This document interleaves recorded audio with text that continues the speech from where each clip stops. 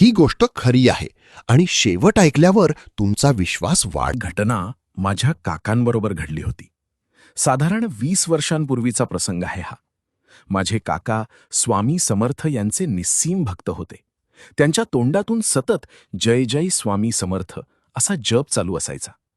गावात कुठेही गेले तरी त्यांच्याभोवती एक वेगळी शांत ऊर्जा जाणवायची. तो दिवस होता आषाढ महिन्यातला. दुपारची वेळ, साधारण 2 वाजले असतील. अचानक त्यांच्या शेतात काम करत असताना एक माणूस धावत आला. तो घाबरलेला होता. तो म्हणाला, "तुमच्या बहिणीला अचानक त्रास होतोय, लवकर या." काका लगेच काम सोडून तिच्या गावाकडे निघाले. ते गाव जवळपास 5 किलोमीटर अंतरावर होतं. ते पोचले तेव्हा संध्याकाळ झाली होती. बहिणीला ताप आणि अशक्तपणा होता. डॉक्टर दाखवला, औषधं दिली आणि थोडा दिलासा मिळाला. सगळं आटोपून काका परत निघाले. त्यांच्या बहिणीने खूप आग्रह केला, "रात्री जाऊ नकोस, सकाळी जा." पण काकांनी काही कारण देऊन रात्रीच निघायचा निर्णय घेतला. रात्र झाली होती. साधारण 11 वाजले असतील. त्यांनी गावाची वेस ओलांडली आणि पायवाटेने चालायला सुरुवात केली. दोन्ही बाजूला शेतं, मध्ये अरुंद वाट आणि पूर्ण काळोख. त्यांच्या तोंडात मात्र सतत स्वामींचा जप सुरू होता. थोडं पुढे गेल्यावर अचानक वारा सुटला. झाडांची पानं जोरात हलू लागली. कुठेतरी घुबडाचा आवाज आला.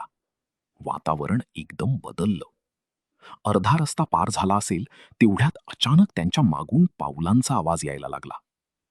टक टक टक. आता त्यांच्या अंगावर काटा आला.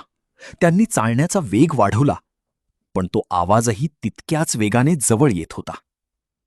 अचानक समोरच्या झुडपातून एक पांढऱ्या कपड्यातली आकृती बाहेर आली. ती स्त्री होती की काही वेगळं हे ओळखणं अशक्य होतं. तिचे केस विस्कटलेले, डोळे खोल गेलेले आणि चेहऱ्यावर एक विचित्र हसू. ती काकांकडे हळूहळू चालत येऊ लागली. काकांचे पाय थिजले. आवाज बंद झाला, पण त्यांनी डोळे मिटले आणि जोरात जप सुरू केला. जय स्वामी समर्थ, जय स्वामी समर्थ. ती आकृती अचानक जोरात हसायला लागली आणि क्षणातच त्यांच्या अगदी समोर आली. ती म्हणाली, "आज कुणी वाचवणार नाही तुला." काकांच्या अंगातलं सगळं बळ संपत चाललं होतं. त्यांनी डोळे घट्ट मिटले आणि पूर्ण शक्तीनिशी जप सुरू ठेवला. तेवढ्यात दूरवर एक मंद प्रकाश दिसायला लागला. एका जुन्या औदुंबर ट्रीच्या खाली एक दिवा तेवत होता. काकांनी त्या दिव्याकडे पाहिलं आणि जप आणखी जोरात सुरू केला. अचानक वाऱ्याचा जोर वाढला.